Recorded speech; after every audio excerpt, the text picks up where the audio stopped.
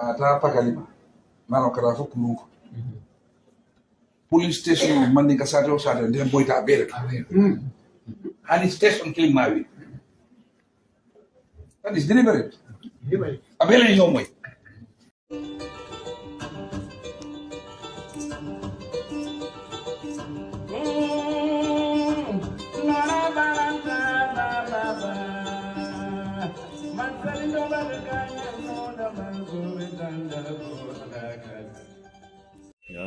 Assalamu alaikum badi mulum ngam be kontong wato nal kontong wala nal badi malan Suleiman Chang Kunkujang Keitaya UDP politika biro wolu kan update on men nati ale na UDP chumpi di Kunkujang UDP politika biro YouTube channel insilamme lamin Dr. Lamin Manila ala update on men so ale insilamme Dr. Lamin Manila. Assalamu alaikum. Lamin, welcome.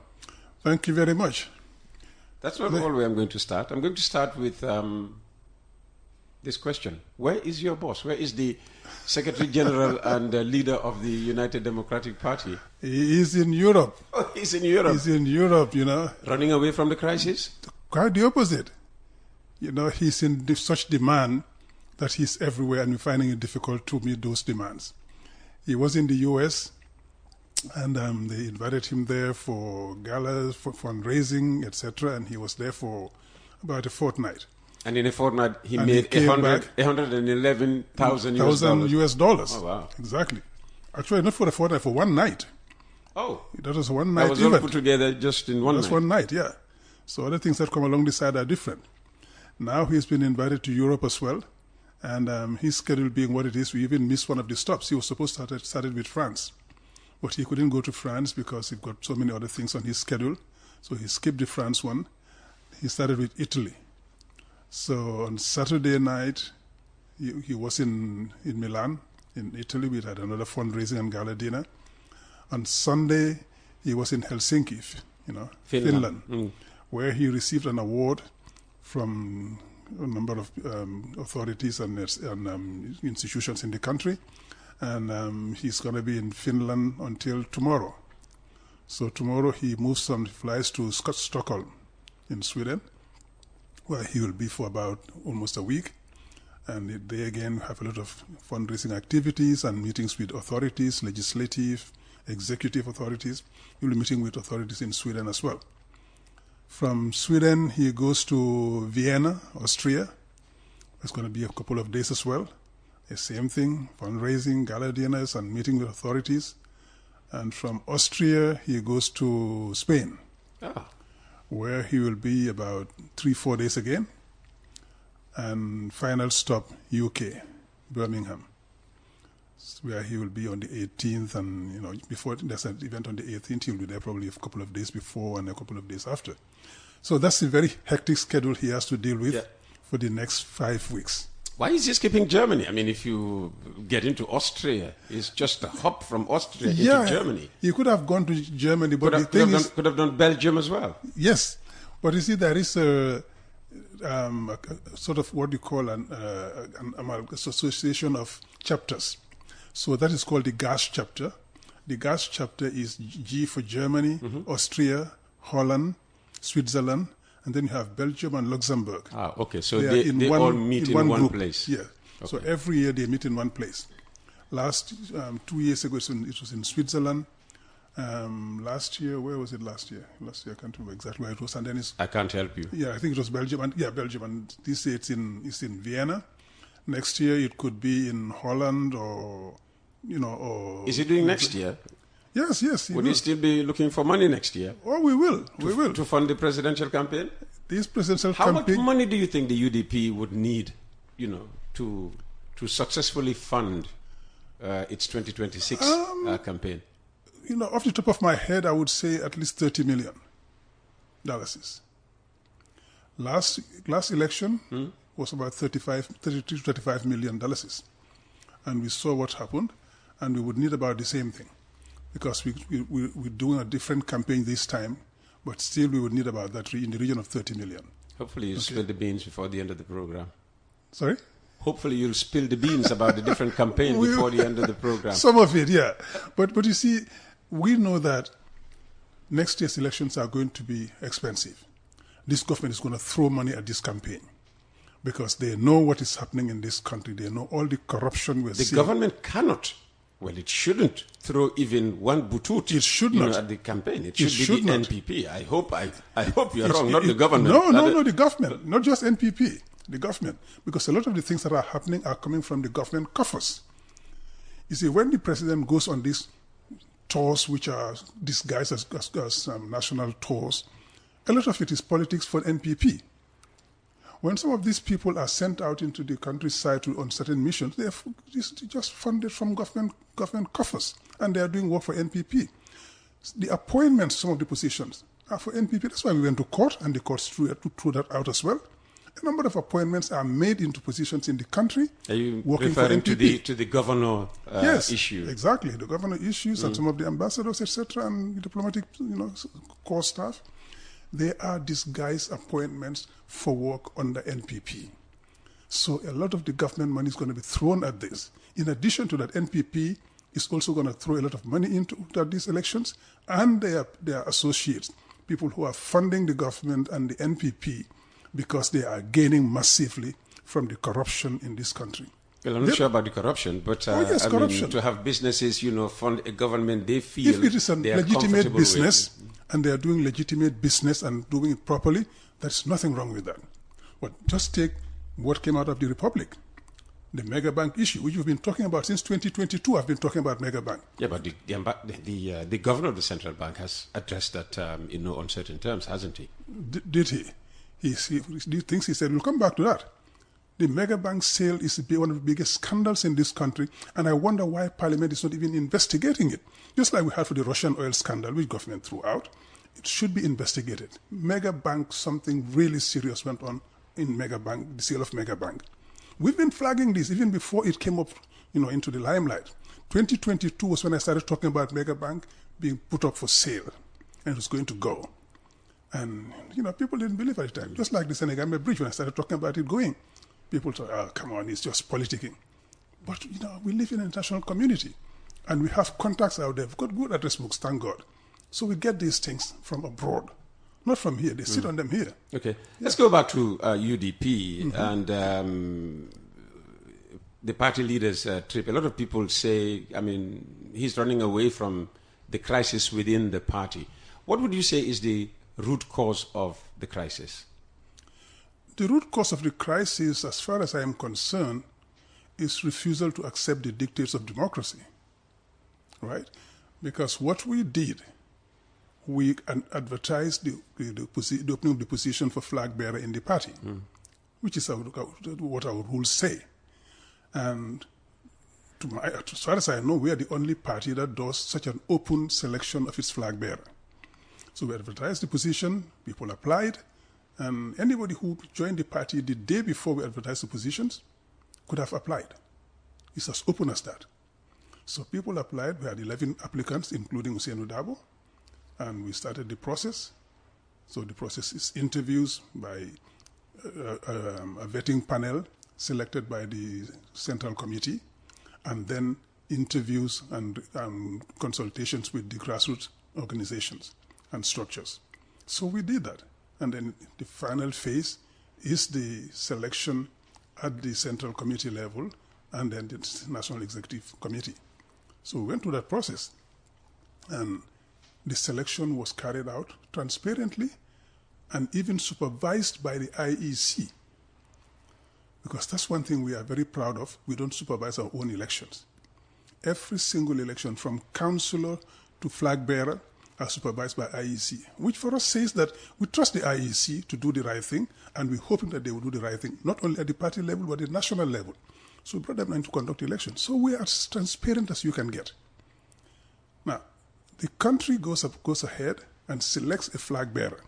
You mean the party goes ahead rather than country?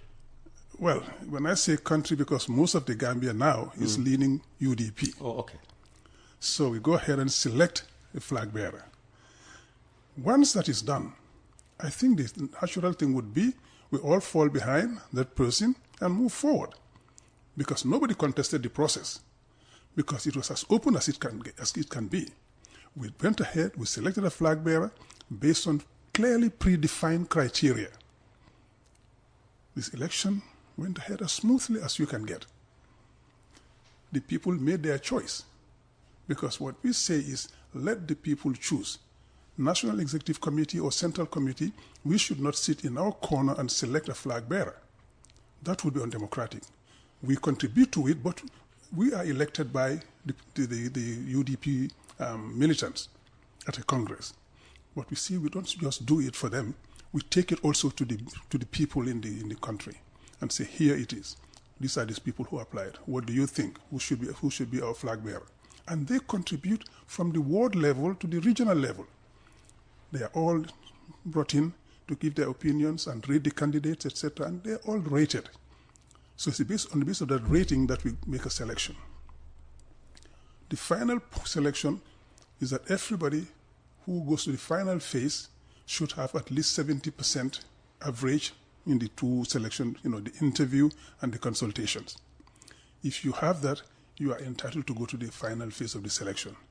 And for that, we choose the top three. Those top three would go to the final phase of the selection. This year's, only Hussein Dabo had over 70% average. Nobody else met that criterion. But we said, to be able to nurture democracy in this country, we've got to be seen to do the right things also. Not just do it, but be seen to do it. So we said, look, nobody else got the cut mark of 70%, but let's bring in two extra. The second and third, even though they didn't make the cut, they should be brought in to give them a chance. So we brought in the second and third, who were Amadou Sane and Bori Toure. And then before this election, we usually have consultations with the Council of Elders, and they try to see if they can reach a consensus, get one candidate to avoid elections. Because elections can be contentious sometimes, but this time they didn't manage to reach a consensus. So we went for the elections, and Hussein Dabo won very clearly. So that should have been the end of the process. We moved forward because that was what everybody said. You remember when Yanks Dabo came out and said, if Talib wins, I would go somewhere else. And we said, no, that's wrong. When the party selects somebody, we all fall behind him. And everybody else said that in the party. So that should have been the end of the story. Hussein Dabo wins, we all fall behind him and campaign for him. We've done that for national elections all the time. We've done it for the council elections, for the chairmanship elections, for mayoral elections, NAM elections. So let's do that again and continue. But some people felt that, the people's choice is not consistent with our choice. So we'll leave. That's pretty unfortunate because you cannot have it both ways. You cannot say, I want democracy to prevail. We're going to do what it takes to make democracy entrenched in this country. And when the people speak, you say, I won't have it that way. It's my way or the highway. That doesn't work. It's just like national elections. If somebody is elected president and fairly and squarely, you cannot say, no, I don't accept that. You walk away. No. If there is reason to contest it, like we did in 2021, you go to court, you contest it, and you adduce evidence. In this case, nobody contested anything in the election process. Where could they have gone to contest anything in the election process? To start with the IEC's officers who were there. They could have gone to the IEC? The officers who were there, yes. They could go to them and contest it there. And they could have gone to Central Committee and National Executive and contested there as well. Yeah, but they're saying it's only Dabo's people who are there. No, that's not true. That's not true. You see, the Central Committee and the National Executive are elected by people who are UDP militants. And a few positions are left open which are filled by the Secretary General in consultation because, just like the appointed NAMs, to make sure that minorities are represented. And in the case of UDP, Husseinu represented differently abled.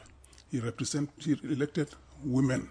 He represented minority ethnic groups to make sure that everybody has a say in. How many of them? Oh, the women, I think about almost a dozen.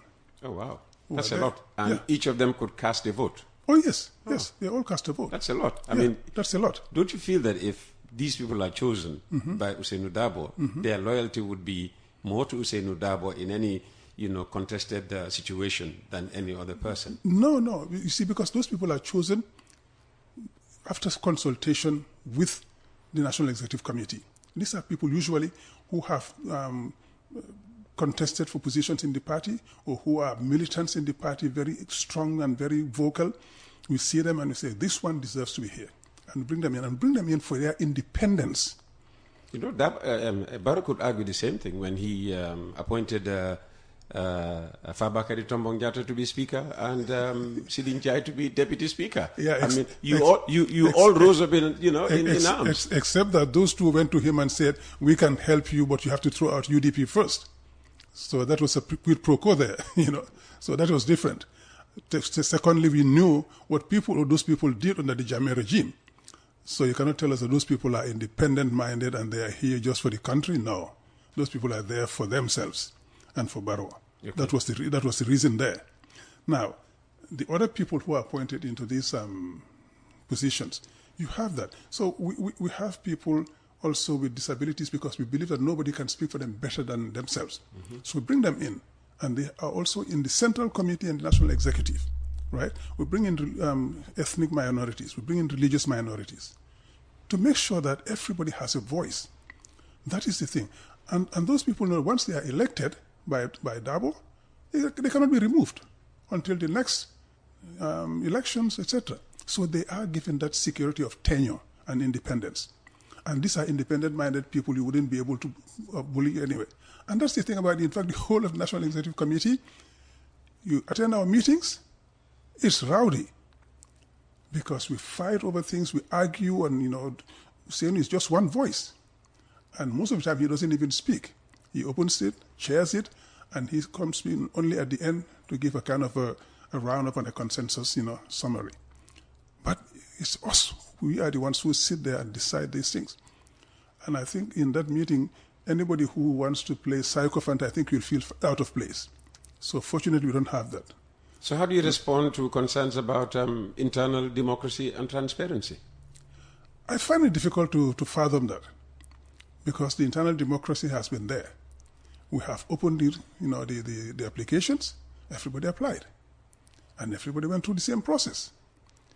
And nobody was given any preferential treatment. I'll give an example. Mr. Dabo, for the interview, was asked to come at 4 p.m. He got there at 10 to 4. And the process delayed considerably. Lamin J. Dabo was before him, and he hadn't even gone in yet. So Dabo sat there from 10 to 4 until about 5:40. Really? Yeah. Patiently waiting for his turn before he could go in. He wasn't given any preferential treatment because he's a Secretary General and party leader and an elderly statesman. No. He was treated like every single candidate. And he went in and did this interview and came out. So that is the process we have. I mean, what better can we do? So you go through all of that, and you come out saying, okay, as usual, we have fought it out very seriously. People have campaigned vigorously, and it's over now. We have to put that behind us and we move on. Just to be told we're leaving because we don't accept how this election was. What do you want? You see, because the whole country sees that all of those who have resigned are people who were campaigning vigorously for Talib, and Talib withdrew, which is his constitutional right. And we accept that, and we respect that. They should also... Talib didn't withdraw from the party. He just withdrew from his position as organizing secretary. Why did these people withdraw? In protest for what? What do you think? What do you think? What I think, honestly, is that they were unhappy that they didn't have it their way. It was Talib or nothing. They didn't go in for democracy, say we go for it, we fight it very seriously and very vigorously. If we win, we move forward. If we don't win, we fall behind the winner and then we move and wait for the next time. So they didn't get it their way, they left. That is also their right. But don't try to sugarcoat it or make it look like UDP is bad. It's not the case. Okay? And finally, I think the impression I get, and that is just Lamin, not anybody else. These are people who are probably trying to go ahead and encourage Talib to start a party, which again is his right. We have seen the former campaign manager go ahead with his deputy. Okay, that's Karafa Sonko and Lopi. They are going around the country and collecting ID cards, etc. That is the process to forming a party. which is perfectly right by us. Okay, we'll get So into do that, but don't just go and telling people wrong stories. It's not right. You can heard things about tribalism, which is not there. So Talib remains in the party as far as we know. He's Yes. only resigned from his position as National Organizing Secretary. Exactly. All right, and Yeah. stood down before the final selection as flag bearer contestant. Exactly. Do you believe the UDP, the party, still speaks with one voice, or have we seen, the fragmentation of the party's core identity? No, the party is still intact. We still speak with one voice. We still debate issues vigorously because there is no unity of thought in the UDP. We still discuss issues vigorously and we challenge each other and we reach a consensus and we move on. That is still there. That debate is healthy. And if these people who resigned stayed, we would have continued the same debate anyway. So that debate is healthy and is still there. And that's not going to change because we have people of strong will and character in the party who are not going to bend to anybody's will. So we still discuss those issues and very strongly and we move forward. Because democracy is all about compromise as well. Because when we go there, I have a strong position and strong view on something, somebody has it, and we discuss it. And we reach a consensus. And we move on. Which is extremely important because once we get to power, we need to have the same compromises as we move along. You're not going to have it all your way.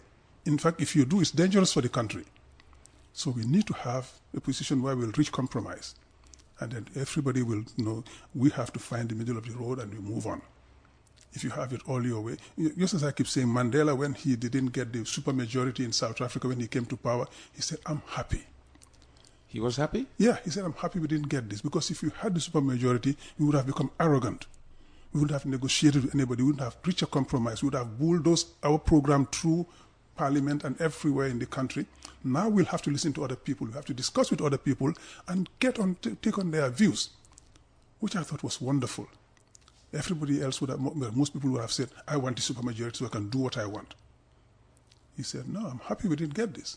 So that's why we are in the UDP too, and the party is still intact and very strong. A few days after, Talib announced, the withdrawal of his flag bearer application and also that he was resigning from his position in the executive as National Organizing Secretary, you were quoted in sections of the media as saying that, you will, lead the process of reconciling with Talib. Have you started that? How much progress have you made? Yeah, actually, I was surprised to read that in the Standard. You were surprised to read it? Yeah, I didn't even know, but until somebody drew my attention to it, because the day you received Almame, I was fielding calls because, these days have been difficult. People are calling every time with suggestions, with complaints, with ideas to move forward. So sometimes I field calls until 1, 2 in the morning. And I was there sitting, trying to listen to Coffee Time, and the calls were coming all through, so I couldn't listen. I missed parts of the interview. And then somebody told me and said, "Oh, apparently you are doing a reconciliation." I said, "Of what?" He said, "Of the party, between the party and Talib." I said, "Where's that coming from?" I said, "Oh, it's in the Standard." So I looked at it. I said, "Where's this coming from?" So I wrote to the Standard. I said, "Where's this coming from?" I never said anything like that to you. Nobody ever interviewed you by the paper? No, Omar Ba called me. And the day, I think it was the day Talib resigned, which was around that time. I can't remember exactly when. He called me and said, "So where is the party going from here now?" I said, "Oh, we all fall behind the party leader who has been selected as the flag bearer, and we move forward. We bring the party together again. This is an election. Once the election is over, we bring everybody back into the fold, and we move on as a party, and we do the right thing for the country." So those who contested, nobody's going to be ostracized. Nobody is going to be left by the roadside. They had a right to contest in a democratic election. They contested, they lost. Unfortunately, those who were there came up and hugged Mr. Davo and wished him well and told him they are with him. He said, "So that's what's going to happen. We're going to come together as a party and move forward." And somehow that ended up being me leading a reconciliation effort. I said, "No, that never happened. And that was never said. I was never asked by the party to do anything like that. I never offered to do anything like that. So I don't know where that's coming from. If other people do it, I would say, okay, good, go ahead, because we need to bring the country together, not just the party. So that would be okay with me. But yes, that's a democratic approach that would be welcome. But I never said anything like that. I never was given that kind of responsibility, and I'm not doing anything of that sort right now. What we're doing now is to start working on our campaign for 2026, developing material, we're developing approaches, we're developing our strategies and fine-tuning our policies and programs. That's what we're doing. But yeah, nothing else. It's coffee time with Peter Gomez, and we are with Mr. Lamin Mane, Assistant Secretary for External Affairs of the United Democratic Party. Lamin, you've become more visible in recent months. What's the reason for your re-engagement with domestic politics? A lot of people, point to the fact that for many years you were not even living in this country. Yeah. You were working outside the country, making, God knows, tons of monies, away from here. Nobody heard you during that Jammeh era when your party leader was being persecuted and all of that. So they look at you now, you're visible, you're vocal, you're seen everywhere and say, why now? Yeah, so what's the reason behind your re-engagement with Gambian politics? In fact, people say that a lot. Where was he before? Yeah. I was an international civil servant working for a development finance institution, African Development Bank to be precise, which prevents us from engaging in national politics overtly. What we do behind the scenes. And we do it to the best of our ability without tarnishing the reputation of the institution we work for, because it's not allowed, because we're supposed to be neutral. When you see people say, oh, IMF, World Bank, ADB, when they come here, they don't say anything, they just support the government. I say, but that's not our role. Our role is to finance development, to advise governments and to tell them in closed-door meetings what is going wrong in their face. But when you come out, we don't do the advocacy. That is for us, national institutions and civil society organizations to do. When I was at the ADB, what I did behind the scenes, and I did it quietly. So I couldn't. I give, for example, an example of when Musa, I hope you don't mind this, Musa Silla, who was the Minister of Trade and Industry. Mm-hmm. That's just one example of many. Mm-hmm. Musa was Minister of Trade and Trade, Employment and Regional Integration. He came to Abidjan. Mm-hmm. I was based in Abidjan at the time, working for the ADB. And, when he comes, we're together because we're friends from high school and university. He came, he said, big brother, I've got a problem here. Jammeh wants me to sign this agreement with some service providers in Cote d'Ivoire here to generate electricity and to, manage waste, etc. Well, this contract looks awful to me. Since you studied law, I want you to take a look at it. I looked at it, I said, Musa, you are in trouble. So if you sign this, Gambians will hang you one day. If you don't sign it, you're going to be fired by Jammeh. It's a difficult choice, but you have to make that choice. I say, if you ask me, I would say, don't sign this, because this is absolutely against the interests of the country, and you're going to pay for this. And he said, you're right, that's how I feel. I wanted to get somebody else's opinion. I said, well, that's my honest opinion. He refused to sign it. He came back and gave it back to Jammeh. He refused to sign it. And as I told him, he got fired. Naturally. Jammeh took the energy sector to the State House at the time and moved on, and Musa was fired. So we got him contracts at the ADB to be working, because we want to keep our good people independent and doing the right thing. So some things. Musa worked with us for a couple of months getting contracts before he got snapped by the Islamic Development Bank. He's a brilliant guy, and he went on to have a very wonderful career at the Islamic Development Bank. There are many other cases like that we do behind the scenes. The latest was just before, during the impasse, what we did when I was sitting in Abidjan with at the time, the diplomatic advisor to Macky Sall, Maguette Sey. What we did, I don't need to come back on all of those, but we do these things behind the scenes. It would help if you did. Yeah, with Maguette Sey, for example, when things were difficult, the ambassador of Senegal in Cote d'Ivoire at the time, Abdoulahat Souran, was my classmate in law school in France. And I went to him and said, look, we are in a difficult situation and you are our closest neighbors. You can help with, a lot of things that's happening in the Gambia. You see what is happening, you say, we're following. I said, you guys need to help. He said, we are helping, but I'm going to put you in touch with Macky Sall's diplomatic advisor. So he put me in touch with Maguette Sey, and we started discussing, giving him ideas, telling him what we need to know, what they need to know, what could be done. So we did a lot with Maguette Sey, and it got to a point where when the Jammeh refused to go and he was holding, We discussed it, and then we discussed a number of things. And the people here were doing a great job, you know. At the time, the Halifa Salahs, the Maifatis, etc., they were doing a great job here. But we were doing what we could behind the scenes too. And at one point, Maget told me, okay, you know, we're going to have to dislodge him somehow. I said, we need to, because we cannot let this happen. And he told me about the Nigerian jets where you're going to fly over State House and all of so a whole series of things. So we called some people here to alert them as to what was happening, etc. And the Jamel list of people who were on that blacklist, asked him to share it with me too, but he wouldn't. So we give him names, you know. Is X on the list? No. Is X on Y? Yeah. So we got those things. And we alerted those people to say, look, stay out of harm's way. Go leave your homes, go somewhere else, or get extra security, etc. So a lot of things during that I was apparently on that list, and nobody, you know, called me to say, get out of harm's way. So yeah, I was dispensable to you I didn't have your coordinates at the time, but you were on that list. I didn't have your coordinates. Thanks to the TRRC. Yeah. That's why we knew. Yeah. So I called about a dozen people here. Maget wouldn't share the list with me, but he confirmed to me A is on the list or B is not on the list, etc. And I called those people. The ones I had phone numbers for, the ones I said, contact A, B, and C. Tell them this is happening. So we don't know which way this is going. If it goes wrong, they could be in harm's way. Let them be careful. If they can leave the country for a while, let them leave. If they cannot, go to the countryside or move to somebody else's house where you wouldn't be traced. One of them told me, I hope you don't mind, to former Sise. Former said, community development. Exactly. He said, I'm going nowhere. I'm staying home. I said, don't play the hero. He said, I'm going nowhere. I said, okay, then get at least extra security for your house. He said, I can try it, but I'm going nowhere. A number of them moved. Some said, I'm not moving. Like the former, he said, I'm not moving.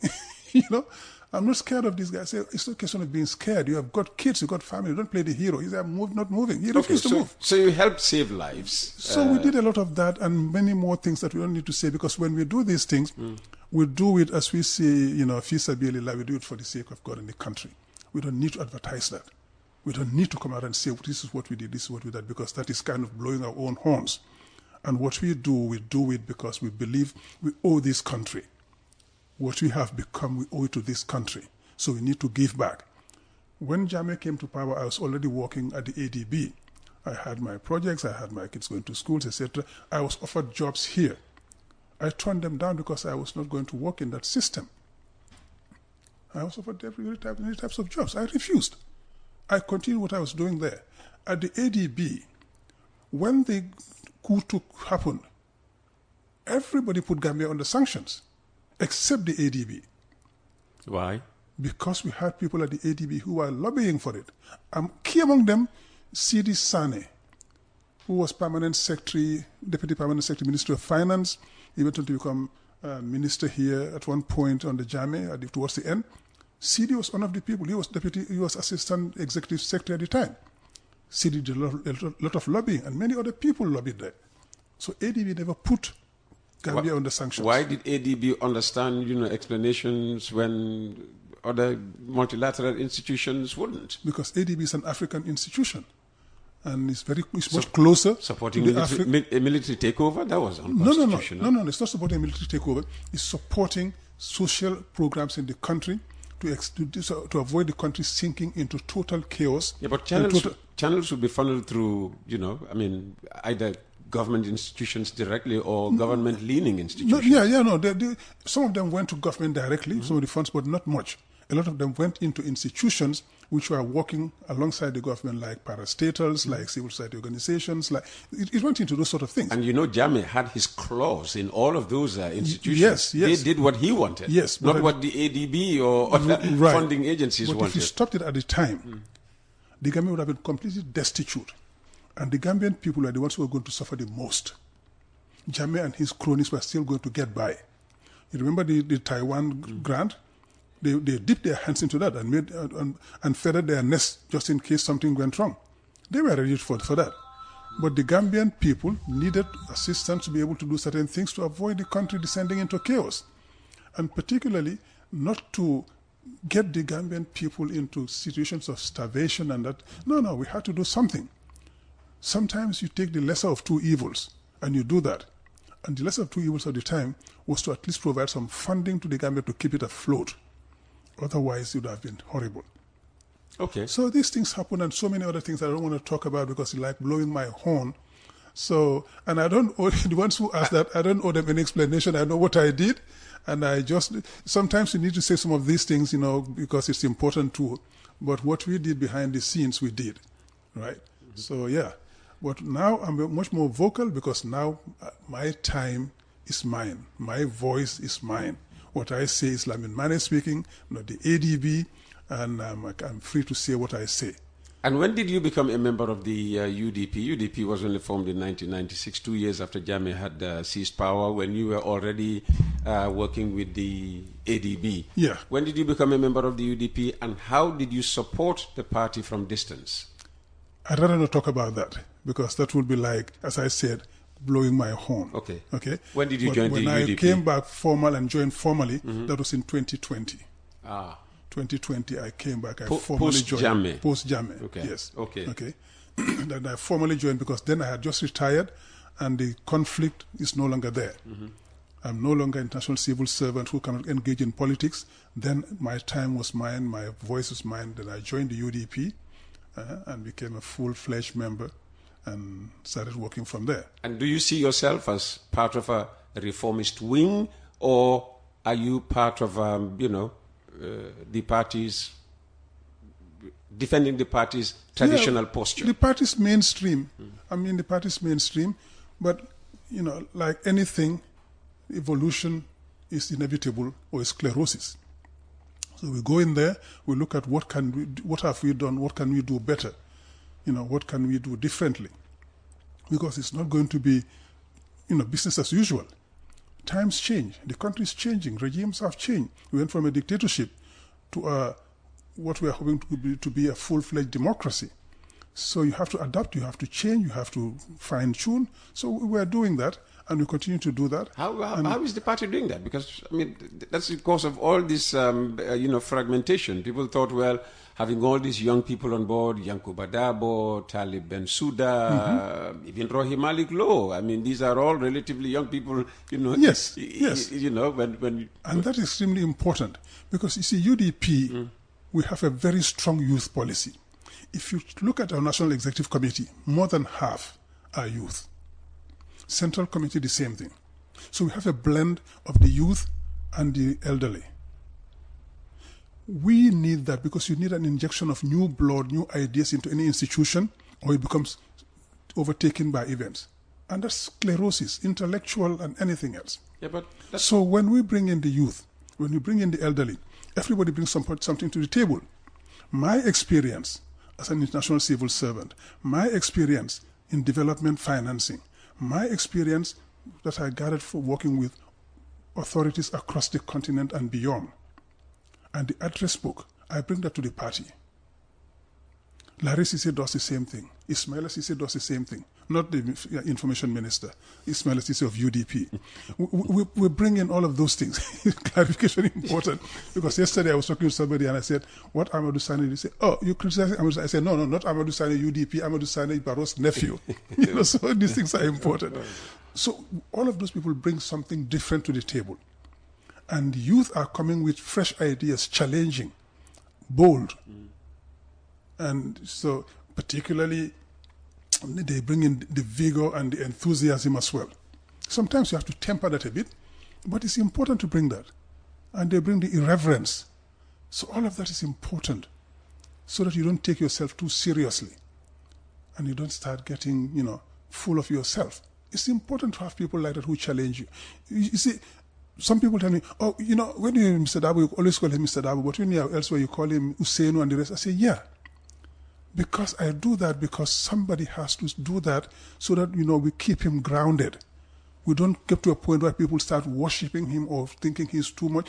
Yes, I have a lot of love and respect for him, but he is somebody, he's a human being, and we all have our flaws and we all can be led into things. So, yes, call him Usainu, call him Big Brother, Kotoke, call him whatever, but make sure that you don't get it to a point where you look like you are being a sycophant or you worshipping him. I said, no, that will not happen. We are independent-minded and we are independent but loyal to the party. So we do these things. What mechanisms exist within the UDP to resolve internal disputes without eroding public trust? Because now the party, faces an issue of public trust, given what has played out, openly with Talib. Yeah, but you see, even that, before answering the question, the idea of party erosion is extremely flawed. What we have is about a dozen people who have left the party, but it's done drip, drip, drip. So you think it's a flawed. It's just a small trickle that's leaving the party. More will leave, certainly. More will leave, certainly, because, they keep this, every now and then 1 or 2 people resign, so it looks like the party is bleeding. It's not. It's not. The party is not bleeding? No, it's not. We have about a dozen people who left. That's it. The other day, last week... You just said more will follow. Yeah, more will follow. And you cannot determine how many more will follow. No, you cannot, because that's a democratic process. Some will come, some will go. Okay? But just last week, 50 people, 60 people actually, joined the party from NPP and APRC and had a big meeting with them at the Manjai Bureau. Oh, you're taking away from APRC and NPP? Yes, we are. We are on a regular basis. And people are coming, sometimes it's whole villages that come to the party. I have been involved in 3 of those cases but some of them say, please keep this quiet because after that we are just harassed, we can't have any peace of mind. They come here, they threaten us, they try to cajole us, try to coerce us. They do all of that to keep us in the fold. And we are tired of that now. I'm sure you know how both APRC and NPP will react to that. They will say, oh no, he's just making up things. Yeah, exactly. They will say that, but we don't need to prove anything to them. 2026 will prove it to them. We have those people coming. Last year when we went on the tour, with Mr. Dawo, the countrywide tour, there were villages where we stopped. We didn't even have them on our program. But driving to those villages, they would stop the convoy, say, you've got to have a meeting with us here. And they would come and tell us, we apologize because we have been misled. Now we see, we did you wrong. So we are with you. We're going to vote for you next. The country is changing fast because the hardship here has made people realize what these people are saying is true. They are for the country and the others are not. UDP is for the country, fighting for the country, and has been consistently doing that for now the 30th year. The others are just enriching themselves and, we see that every day. The corruption is rampant. So people having very difficult moments in this country, nobody needs to tell them. When you go to bed with kids hungry, or when you have 1 meal a day, or you wake up in the morning, you don't have breakfast, you have to scramble and get something at least for the kids to go to school, you know what you're living through. When you cannot meet the needs of the family, you know who to blame for that. This mismanagement in the government. So people live that on a daily basis, and they are beginning to understand that, hey, we have to take responsibility for our lives. We are the ones who can change this situation. We can put an end to this situation and this government. And they are doing that. And they are coming to us. People are calling us directly and say, we want to talk to you. We go sit with them, we talk to them. So all of these things are happening. NPP, they can just bury their head in sand. That's okay with us. 2026 will get their heads out of the sand. So they can accuse us of making up stories. But 2026 will prove it to them. But they know that actually. They know it. That's why they are so worried. That's why they are involving themselves in these massive illegalities of going to give ID cards abroad. Peter... That's government. That's not NPP. NPP cannot give you any document other than a party membership, card. That is NPP-led. You see, the government would not be involved in that illegality. When that started, we wrote to the Director General of Immigration and told him, our Citizenship and Nationality Act prohibits you from doing this. It does? Of course it does. And we quoted different sections to them. Say, you cannot do this. But you're doing it in all illegality. You know that. You should stop this or we might have to go to court. He replied, said, well, this is not my call. It's my minister's call. Talk to the minister. But we had copied the minister. He could have taken it with the minister and said, look, UDP is saying this, but they didn't. They know what they are doing. You could have taken it up with the minister. That's what the Director General directed. Yeah, he doesn't do that because he's the one who came out and said this. We copied the minister to his permanent secretary. So they have it. Okay? The illegality is there and they know it. But they are doing all of this because they want to stack the voter rolls when the time comes. But that would not work for them. Okay. We are ready for them. All right. Yeah. It's a long digression. The question was... Yes. internal mechanisms to resolve disputes yes, without right. eroding public trust. So coming back to that, we have, for example, to start with, we have the Council of Elders. Anytime something goes wrong, they go around, talk to the different protagonists, and try to find a solution. You know, the role of African elders in the African society, that's exactly what these people are doing. Sometimes, even without talking to Hussein Dabo, they would go and meet those people and try to find a solution, try to bring people together, try to do what is required to put an end to the conflict or the emerging conflict or disagreements. Most of the time it's just disagreements, So they would work on that. And once they get a solution, they would go inform Hussein. Sometimes Hussein says to them, okay, you know what, maybe you should talk to A, B, and C. And they would go and do that. We have also in the National Executive Committee and the Central Committee possibilities for recourse. You can do that. You can go talk to those people, and things will put.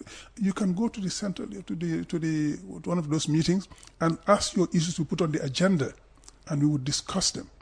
So we have all of these possibilities, but also we have the informal networks within the party itself, within the National Executive Council and Central Committee. When things happen, we take the initiative directly. We call the people and we make them sit and talk individually first, and then together to reach a consensus. Sometimes we organize retreats. Like when the issue of the camps were coming up, we have camps here, we have camps there. They said, no, there are no camps there. We said, there are. There are.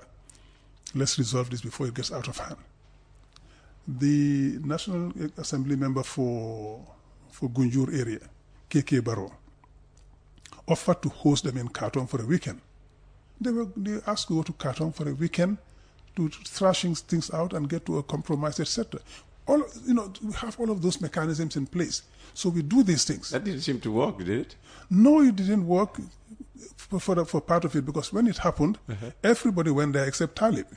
We have to tell the truth so the country knows where we are. Yeah, tell us the truth, according everybody to went there. Lamin Mane and UDP. Yes. Every one of those people, Lamin Sane, Mudu Sabali, Yankuba Dabo, Landin Sane. Oh, so this was a long way back. Because if you're talking about Mudu Sabali, No, I'm talking about that first retreat. So they were all convened. And they said, look, we are not in any camps. You had these different camps already, or reports of these? Reports of that. Okay. And we saw some signs which are saying there is an emerging issue here. So we said, let's tackle it before it gets out of hand. So all of those people, Rahim Ali Klo, etc., they were all convened. They all went to Khartoum. Talib did not go. These people, they all came to a conclusion that, look, we are all going to fall behind whoever becomes flag bearer, and we're going to move forward. We don't have any camps. We're all working for this UDP. And I'm not saying this to castigate Talib. When Talib failed to turn up, what was the conclusion? That we wish he were there, because we want everybody... But that's a wish. Yes. What's the conclusion? He didn't come because... He didn't want to come. Oh. Yeah. So, as far as I'm concerned, I know people are going to come at me for this. I don't mind. I have a thick skin. But we need to say the truth, say the things the way they are. Yeah, that's the only way you can solve a problem. If you ignore a problem, you cannot solve it. To solve a problem, you have to acknowledge it, discuss it, and find a solution. So what's the truth? So the truth is that everybody came except Talib, and everybody fell in line with what the party was asking them to do, to put aside these camp issues, what will seem to be emerging, and we work towards unity in the party. Come time for flag bearer selection, everybody is free to contest. If you want at that point, you come out and contest. Until then, Hussein Dabo is the party Secretary General and putative flag bearer until we choose our next one. So that was the consensus, and we worked on that. But unfortunately, we had still people from the Talib camp, saying all the unfortunate things that were said. And that's what the time, you remember when I said, look, I think I said it here, I said it in Ketfato, I said, Talib should talk to his people and ask them to stop this. It's not helping, And that again became a furore. But again, you need to talk about the issues and say them the way they are. And I say these things not to castigate Talib, because he has every democratic right to contest in the party and to have even his own camp if he chooses to, although we would not want that to happen. We wish that did not happen. We wish to have a united party until when we go for selection. But when these things happen, you have to talk about them to find a solution. I avoided talking about it in the media because these things are best settled behind closed doors. And that's what we did. But today we're at a point where all of these things have come into the open and all sorts of accusations are flying around. So we've got to address them and talk about it. People, for example, go today and say, well, they fought fighting against Talib because it's not Mandinka. Come on, give us a break. Talib's mother is Mandinka, right? Well, he is said... We're not talking about Talib's mother. We're talking about Talib. No. People are saying, Yeah. I hear this all the time, Yeah. they are excluding him because he's not Mandinka. Yeah. But they have been odious to that effect. I mean, castigating his ethnicity. But there are odious to all sorts of things on social media. Some of them, when these things happen, we go out and tell people, you cannot say this, it's not acceptable. The UDP has gone out to say that? Absolutely. Because that's what everybody says is absent. You don't hear voices like Lamin Manes, Larry I've said that so many times. Hussein Udabo's, most especially, no, saying, No, we've said that so many times. Hussein has been on air constantly. He keeps saying that. I say it all the time. Larry says it all the time. Larry was here. He said, we've got to have a debate on this ethnic issue. Larry said it here. I keep saying it. We've said it on different platforms. Because we do not believe in this tribal, excuse my language, nonsense. I am from a family where we have that ethnic diversity. Some of my cousins are half Fuller. Some are half Jola. My nieces, some of them are half Jola. My sister married a Jola. My uncle, one of my uncles, my grandfather's brother, married a Wolof. So my uncle is half Wolof, half Mandinka, bless his soul. He married a Jola woman. So you see the mixture in the party. We have everything. How can I be ethnic oriented and face those people tomorrow? It won't happen. We have, and that is not just my family, that runs right across the country and the UDP as well. So anybody who talks tribal politics, we condemn it. We say, you're not supposed to be doing this because we are a nation. We're trying to build a nation of Gambians, not an amalgamation or a conglomerate of ethnic groups. No. What we want is a Gambian nation, not these tribal things. When Barrow invites tribes to the State House, we condemn it. When his people make tribal comments, we condemn it. Because it's not supposed to happen in this country. We saw what tribalism did across the continent. The war in Cote d'Ivoire, we saw it there. And I lived it firsthand. And I had to move out of the country. We went to Tunisia for 12 years to escape that war. What about Rwanda? What about immediately expelling people who associate themselves with the UDP, yet they go out on all these tribal diatribe, tribal bigots, because they are out there in droves? Let me no. You see, like there are cases sometimes people come out and do this, make these accusations and say all of these horrible things. They are not even UDP for most of the cases. They are not? Let me give you two examples. The sister of this guy, what's his name again? Mansa Sumare.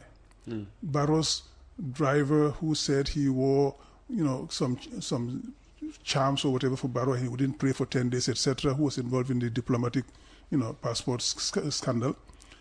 His sister, they're all NPP, came to one of the stations and cast aspersions on Jolas and other ethnic groups in the country and calling them names and claimed to be UDP. We hunted her down. When we eventually found her, we tried to, who is this lady? We hunted her down, we found her, took her to the police.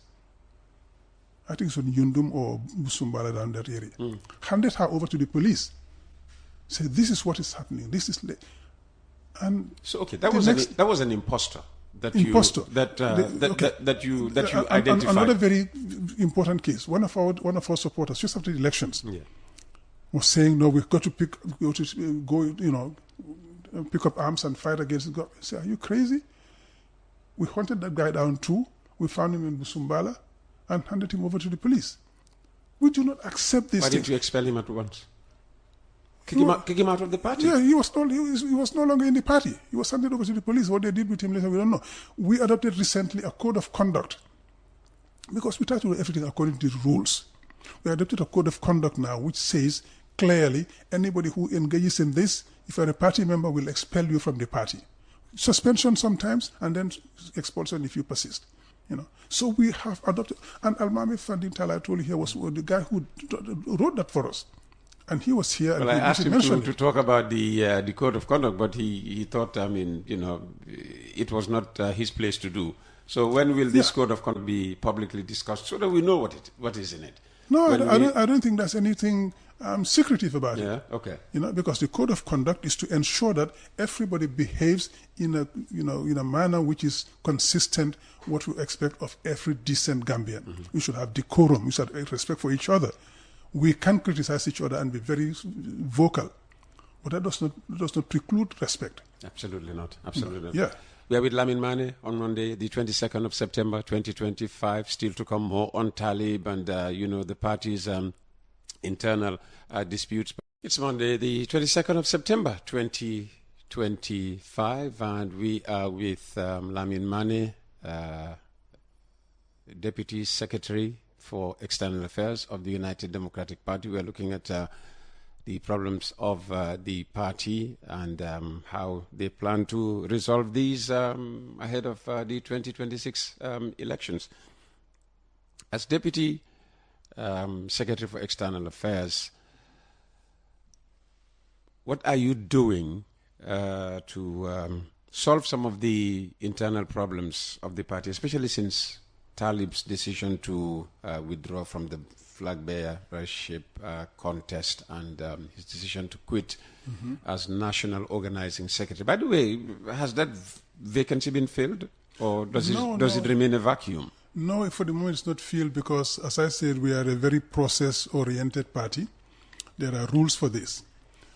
The people sitting in those positions are selected by Congress. So once they resign, or God forbid they pass away or become incapacitated, the positions can only be filled by Congress or in the interim by the Central Committee. When Congress is not sitting, the Central Committee plays the role of Congress. So Central Committee will be convened to meet and select the replacement for those people. Mr. Dabo or anybody else cannot replace them. No, they have to be elected by Congress or by Central Committee. I suppose it's a very important position. Yes, it needs is. to be filled ASAP. It is, just like the position vacated by Tombong is very important. The position vacated by Karafa Sonko and Lopi are important. These are campaign and deputy campaign manager. They have to be filled. Communication has to be filled. People will step in the interim. They may only be a dozen, but very important dozen people, eh? Yeah. I mean, everybody in that 65-member National Executive Committee is important. Every single one of them. But the thing is, nobody's replaceable. Nobody's indispensable. I have this fond memory of my first boss at this, when I came here and I worked at the Senegambia Confederation, a guy called Pierre Diouf, a man I love. When we were there, he used to say to us, who among, when things get difficult, say, who amongst you thinks is indispensable? Raise your hand, I'll fire you immediately. Because basically nobody's indispensable. You can't do a great job for any institution and nobody wants to lose the good people. Nobody wants to do that. Well, you've lost them. But when they go, you have to function without them and you have to replace them, and they will be replaced. The show must go on, as they say. Yeah. So how do you... Barrow left UDP. He is the president. The show is going on, and stronger and better. Well, he formed another party and has succeeded in preventing you being in government. So that's major, isn't it? Yeah, the point that they prevent us being in government is by stealing our victory. But again, that's what happened in 2021. If he was in the UDP, perhaps he would help you steal victory, and then the UDP would be No. UDP government. Wouldn't steal any victory. UDP will go out and fight any election fairly and win it squarely. We don't believe in cheating. We don't believe in corruption. We have zero tolerance for all of those things.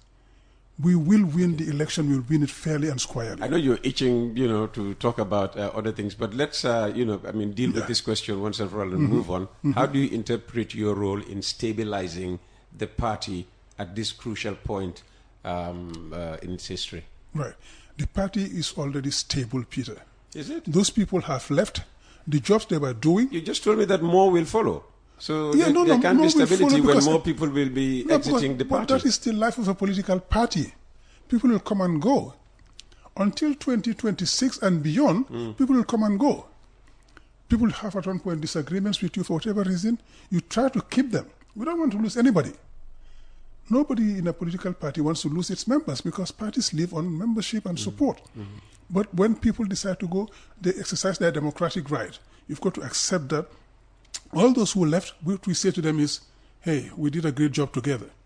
You know, we achieved a lot of things together. So you've left. Well, we wish you good luck, and the show goes on. And that's what we're saying to these people. We have no rancor or animosity against anybody who left the party. We tell them we wish you stayed, but you've gone. You know. The speculation is Talib might leave the UDP eventually and head a new party, form and head a new party. It's a possibility, yeah. It's a possibility. As I'm telling you, Barrow left the UDP and formed NPP. When he does that, Sorry? when he does that, if he does that, more people will leave the UDP to join him, apparently. Maybe, but I will tell you, again, it will be a trickle. UDP is very strong, the base is solid. You see, if we see people leaving our base... Given that scenario, can the party still win on its own in 2026? Absolutely. You see, look at what's happening today. A number of regions, people are coming out from the grassroots and saying, hey, you know, Talib, we supported you because we are UDP. We put you forward, we supported your candidature. Now you are no longer UDP, that's how they perceive it, or you are going again. We are not going to follow you wherever you go. We are staying UDP. But the point is, Talib has not even left yet. But these are probably cautionary shots that people are firing. Tell him, if you leave without us. But he will have other people, other supporters in the country. That's what politics is all about. So he can go if he chooses to, because that's the life of any political party. It's not going to be the same thing. Change is the only constant thing in any society. Change will happen constantly. So he may decide to stay, and I hope he does. But if he goes, as I said, Pierre used to tell me, nobody's indispensable, nobody's replaceable. He hasn't left the party yet. He only left an His executive position. Exactly. And the language aimed at him from some of the hardline supporters of the UDP and has been terrible. I personally haven't seen those yet because I'm not very active on social media. So there might have been cases of those, hotheads out there, and those hotheads, we condemn them constantly. And some of them you don't even know, because some of them are doing this on the fake names.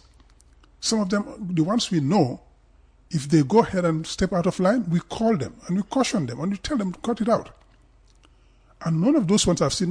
I've seen people challenge him for what he did, but to be rude, no, I haven't seen that. And even if he goes on now to exit the party, resign from the party and start his own thing or join any of the other existing parties, and people now, we still would not condone anybody being rude to him. Ratchet up, yes, the inflammatory language. Would you still condemn them? Absolutely. I mean, I am very critical towards Barrow. He's the president. But I never disrespect him. I don't. Or anybody else. I will tell you the truth. I will speak my mind, but I don't disrespect you. And we would not condone anybody being disrespectful to Talib or any other person for that matter. He was one of us. You probably realize I refuse to talk about Mamadou Sabali. He was with us. Why? He was with us. We did a lot of good things together. He left, and I thought that was his democratic right to go if he chose to go. I don't agree with it. I don't agree with his position, but I respect it. It's the same thing with Talib. If he were to choose to go, I hope he doesn't. But if he does, I would still respect his right to leave the party and go do something else. But I would not condone anybody disrespecting him. Telling the truth, yes. Saying things the way they are, yes. But within the realms of courtesy and respect for each other. I wouldn't want anybody to speak to me like that, and I wouldn't speak to anybody like that. But if you choose to speak to me like that, it just shows who you are. I don't care. You know? We can spend the whole day just talking about UDP and your role in that. But yeah, we have to stop by half past the hour. One thing I just want to say before you leave that, Talib is somebody I try to work with very closely with it, you know. For example, when he was having issues with the president some years back, and Musa Drame, I walked into his office and said, you know what? I asked him for an appointment. I called him. I said, can I have an appointment to come and see? He said, yeah, sure. I went to see him. I said, don't respond to the president Musa Drame. The best way to respond to them is do development work in the community. Let me help you design projects and help you seek funding for them. That is the best response. When you implement those projects and you have an impact on the community, it will work better. He said, good idea. He said, talk to my brother Aziz and J. Paul, you know, a lawyer friend of his. I said, great. I called his brother. Aziz said, great idea, let's do it. I called J. Paul, and he said, oh, no, that won't necessary. I'm already mediating between him and the president. I said, oh, really? He said, yeah. I said, but they're not mutually exclusive. You can do that and you still do this thing. He said, yeah, no, it's okay, don't worry. Hold your fire. I called Talib. I said, this is what the guy said. What do you think? He said, okay, I'll talk to them. I'll get back to you. They never did. So I let it slide. He was setting up a sort of a outfit for low-cost housing. He called me and said, I want you to sit on the board. Can you come and help us do this? I said, sure. But I have to see first what you're doing before I do anything. He sent me a gentleman, a British national, who came with his documents for the low-cost housing. I looked at it. I said, there are a lot of flaws in here. So I told the guy what I think he was getting wrong, how we could improve it. So we worked on it for a whole day. And he went with it. He said, wonderful, if you improve this document. He went to see Talib and said, great, let's do this. So we started working on that. And he asked me to sit on the board of that low-cost housing project. I said, sure. I was there with Lamin Sane and a few other people. We started, but it fizzled out because, you know, the government refused to give the title deeds for the development of those areas. We have some capacity problems, of course, as well at KMC, but we could have handled that. But we didn't get anything to go along those ties. So a few other things happened, but, you know, it fizzled out. But I sat on that too, and we worked on that for a while. To say that I have nothing, absolutely nothing against Talib, if anything, I did what I could to help and to do this. And tomorrow, if you were to do some other thing, if I can help in any way, even if it's in the party, I will help. So let that be clear. Well, you can help. You can leverage, you know, this relationship that you have with him to convince him to stay in the party.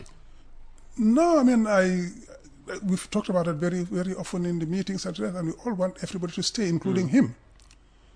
But the ultimate decision is his, like the other people. So we respect people's decisions. We want to keep every single person within the party. But when it happens, it happens. In the 10 or so minutes remaining, a lot has happened recently. Yeah. The latest of which is the leadership at the National Audit Office. Yeah. Pure data saga, since we now love this saga word. Russian oil saga. Yeah. Passport, diplomatic passport saga, everything is saga. ID card saga. Yeah, everything is saga. Yeah. Yes, you know, how do you respond? If not from an, you know, official party position, Lamin Mane as a Gambian citizen. Exactly. Lamin Mane as a Gambian citizen say. Let's start with the National Audit Office. Right. Okay. National Audit Office is just confirmation of the illegality that is festering in this government. Peter, the position of Auditor General. Auditor General, okay, Auditor General, right. The position of Auditor General is a secure tenure. And anybody who gets appointed to that position under the 1997 Constitution, the National Audit Act, has a tenure of 9 years. Unless he or she reaches retirement age before the end of the 9 years, those 9 years. Other than that, you cannot remove that person. By virtue of that National Audit Act, by virtue of Article... If you can prove incapacity on their side? That's why I'm coming to... Oh, okay. Because by virtue of Section 158, 158 subsection 4 and 5 of the Constitution, once you are appointed for 9 years. You can only be removed if you are derelict in duty. If you become incapacitated for some reason or another, or if you resign, and the resignation one, that's actually National Audit Act, not in the Constitution, sorry. Yeah. So in those cases, you can be removed from office and be replaced. None of these things happened. He has not voluntarily resigned. He has not been incapacitated. He has not been derelict in duty. He has not had any case of misconduct. So under those conditions, you cannot remove him. And in fact, even if you were to be derelict in duty or incapacitated, there is a whole process that's involved. If he's incapacitated, you have to get a medical board to sit and examine him and certify that he's incapacitated to remove him. The same thing for dereliction of duty and misconduct. None of those things happen. The president all of a sudden decided to move him out of the place. You know, the French have a very good, nice expression for that. Coup de pied latéral ascensionnel. You know, a lateral ascensional kick. They promote you to get you out of the way. So they kicked him sideways and would give him a promotion to become minister. And he said, that's not my specialty. I have no desire to become minister because I'm not. So he refused to go. The normal condition would have been to leave him continue with his job. But the president said, no, I am the boss here. What I say will happen. You know, to hell with the sorry, excuse me. Yes. You know, damn the Constitution. Let's do what is required. What do I want to do? We'll do it. Actually, what the president said was he was so competent. He wanted him in, this key Ministry of Trade, Industry, Regional. Good. So that rules out integration and employment. That rules out incompetence, right? That rules out dereliction of duty. So the guy is competent. The guy has been derelict in duty. And the president felt that competence was better needed elsewhere than in the office of the National Auditor. Yes, and he has the discretion to accept that or not. You cannot force it on him. And he said, no, you might want to do that. Thank you very much. You're very kind. Okay, so the but I'd rather stay where I am. So the president had this positive view of Modou Cissé.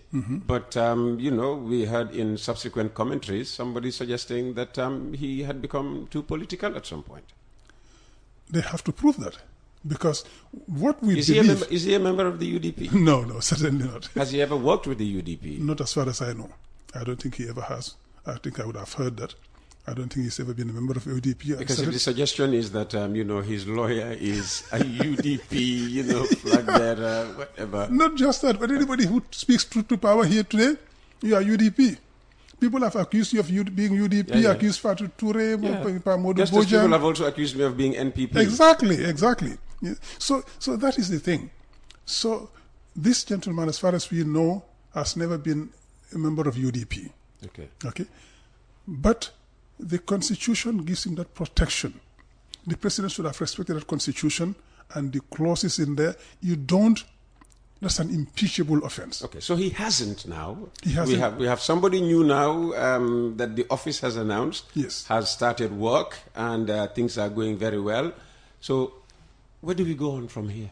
Where we go on from here is that this gentleman is going to court. Fortunately. And if he wins... Fortunately or unfortunately? Fortunately. Okay. Because we have to uphold the Constitution. Okay. We have to fight, people flouting the rules and the Constitution and the laws of the country. He's going to court. If he wins, and I think he will, if the law is applied, the president will have egg all over his face. Because then he would have to remove the current incumbent and bring this gentleman back. And then the current incumbent would possibly not be removable for the same reasons that you are now arguing here. No, because he is appointed on an illegality. The exception of illegality, we call it in law. Okay.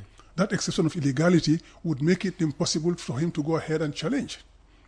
Because he was appointed on that. So if Cherno Amadou Sow is removed, he can't go to court? He can't go to court because his appointment would have been based on an illegality. And the illegality is removing the Cissé when he was not derelict in duty, when he was not incompetent, when he was not incapacitated. He cannot do that. Just like when the president removed Yakumba Jaite from parliament. She went to court, she won, she was brought back into parliament. When he removed Bakari Jammeh from the central bank, it's under the same conditions. He appointed that one to Trade Ministry for awfully coincidentally. And he also said, no, that's not my specialty. I would rather stay governor of Central Bank. That is where my competence lies, that's where my skills are. And they fired him. He went to court. He did not win, and they refused to pay him anything in terms of his dues and allowances or nothing. Because he did not win. If he had won. He did not win, and he should have won. Because he should have won? Yes, he should have won, because it's the same thing. It's a secure tenure. The president has no power. Are you not doubting the judiciary? In those cases, yes, I am. You see, Peter, that's the thing with me. What you see is what you get. I say the things the way they are. Just like I was in disagreement with them about our petition. In this case, it's the same thing. The security of tenure is there. Why can't you apply that? So the president cannot just remove these people without cause. That's what we say in law. There has to be cause. And there was no cause in the case of Bakari Jammeh. There's no cause in the case of Cisse. So he cannot just do this. Just like there was no cause in the case of Yakumba Jaite. She won. Why didn't Bakari Jammeh win? And I hope Cisse will win. Okay, let's move on. Jabang, issues with residents and the police, and of course we had issues between the police and protesters, protesting Pura's position on the ever lowering price of data, which is what Gambians have always clamored for. Wanted. Yeah. And again, that beats me. The service provider feels that they can lower the price of data and still make a profit. And Pura goes against that and says, no, you won't do that. You will do what I say. You will raise the prices. Yeah, because they say it's harmful to the economy. We want the economy to be strong. How is that harmful to the economy? Comium is not a philanthropic organization. It's a business venture out there to make a profit. They would not sell at a loss and go out of that business. Is correct, but the higher the government is saying, the higher they make in profits, the more they'll pay to the taxman. Exactly. But by selling the data much less than they are today, they will just get more people buying data. And the more you buy, it's like widening your tax base. So this again, people will buy more data because they can afford it. Somebody who cannot afford to buy a data at $300, if you bring it down to 50 or to whatever, they will buy it. So you'll have more people who could have bought who are not buying. The ones who are buying 300 will still buy maybe 300 or more. So you even get more money coming from that. It's just like when you widen your tax base, you get more money coming in. And you don't have to raise the taxes. Again, if you lower the rate of data here, Gambians are happy and we get more money coming into into the mobile network operators, and they will pay more taxes to government. So that is a fallacy. That argument does not hold water. So why is Pura doing that? Who is Pura protecting? Pura should be protecting the Gambian people. That's what regulation is all about. It's got to be predictable, it's got to be fair, and it's got to be consistent. So why is Pura doing it? And then the youths go out to protest against that, and you arrest them, throw them in jail, and refuse them bail, and do a whole series of things. For what? These people are also exercising a constitutional right. For protesting without permission. Look, the protest, I keep saying, is the principle. The permits are the exception. The constitutional right is to go out and protest. The permit is an exception brought in by a law, which is superseded by the Constitution. And even that law says if you're going out to use public address systems, you need this. Otherwise, the government has the obligation, and they have to understand that, they have the obligation to provide security for the people who go to protest, so that they are protected and the general public is protected. They don't get overexcited and do something wrong. The public doesn't get angry with them and attack them for exercising a constitutional right. That the government should understand. Anytime they give Gala or any other group of people a permit to go on a procession or to protest, it always ended very well. I was in a Gala protest when they went from Iceman to Westfield. The monument. It went smoothly. We all worked there, They protested, they gave their petition, and everybody went home. But the government wants to provoke sometimes. They bring in these guys who get angry. You saw the last time when they arrested some of those youths, they just took them and threw them into a truck, like a bag of potatoes or whatever. These are human beings, for God's sake, with their rights. Because the allegation is they were resisting arrest. No, they were not. We saw it. They were not resisting arrest. They were just being brutal. And those people have to remember that one day they will call to book.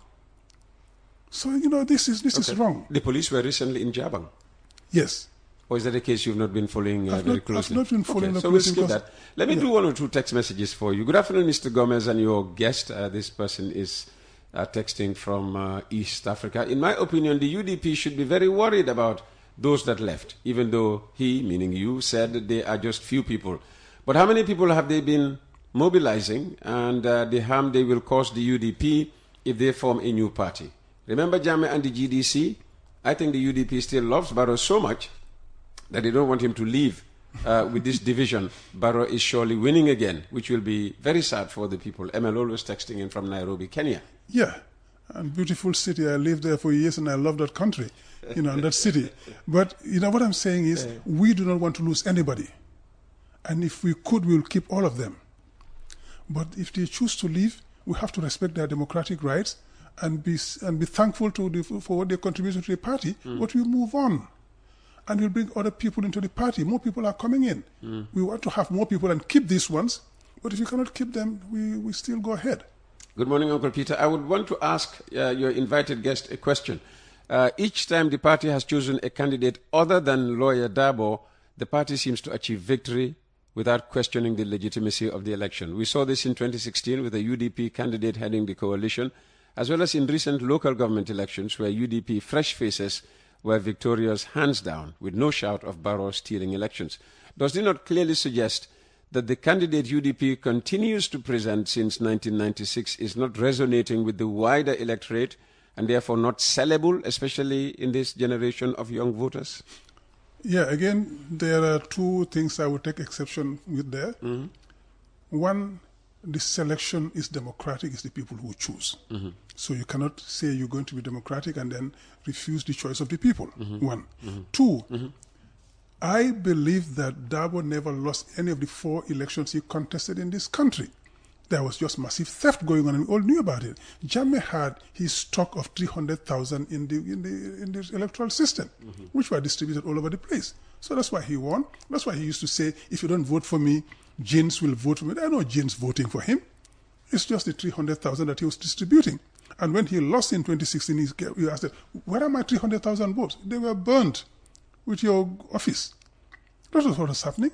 And that's what happened again in 2021. The people who did that for Jammeh came back to Barrow and they did the same thing. Dabo never lost any election in this country. There was constant electoral fraud. And we will prove that in 2026.